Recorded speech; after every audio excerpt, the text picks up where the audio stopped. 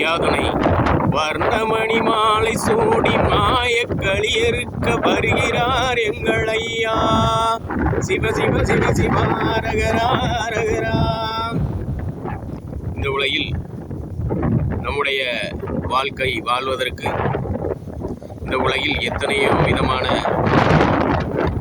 புதிய புதிய வாழ்வியல் நடைமுறைகளும் கலாச்சாரங்களும் கலர் கலராய் நவீன கண்டுபிடிப்புகளும் உண்ணும் உணவில் கூட விதவிதமான உணவு முறைகளும் இப்படி நாம் பயன்படுத்தும் ஒவ்வொரு விதமான செயல்களிலும் நவீனம் என்கிற பெயரில் ஒரே வாழ்வை வாழ்வதற்கு பலவிதமான முறைகளை அமல்படுத்தி கொண்டே இருக்கிறார்கள். அதனால்தான் சொல்லியிருக்கிறார் வர்ணமணி மாலை. இப்படி நாம் தன் நிலையை விட உயரக்கூடாது என்பதற்காக நம்முடைய ஆட்சியாளர்கள் கூட தேர்ந்தெடுக்கும் முறையை கூட அப்படித்தான் நாம் கடைபிடிக்க வேண்டியுள்ளது.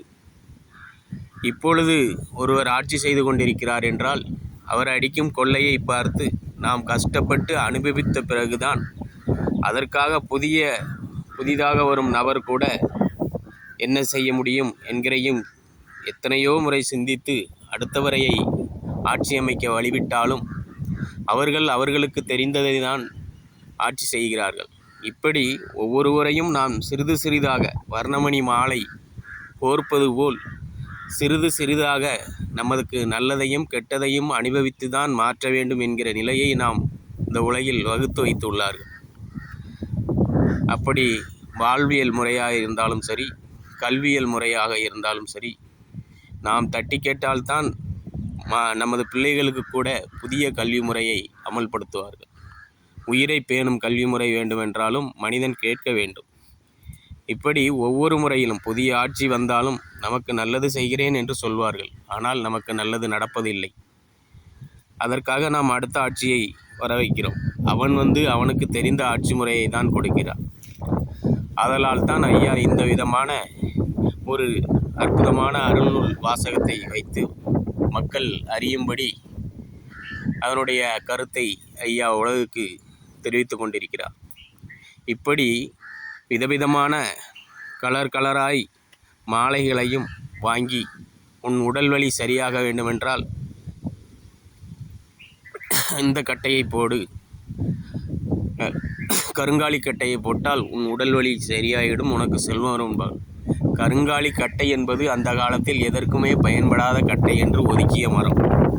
அப்படிப்பட்ட மரத்தை பூமியில் அந்த காலத்தில் நெருப்புக்கு கனலாய் உலர வைத்து நெருப்பு தேவைப்படும் போது அதை எடுத்து பயன்படுத்துவார்கள் தீப்பெட்டி இல்லாத காலத்தில்.